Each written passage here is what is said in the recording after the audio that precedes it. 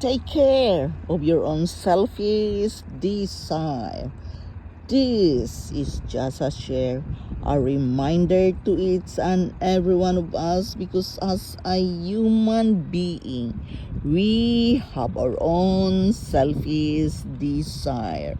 And how can we take care of that? Be mindful of your words and action. It is very important that you know how to handle your own selfish desire, because many people have lost control about it. And again, mindfulness, mindset work will help you to take care, to control of that selfish desire, because it is a human feeling.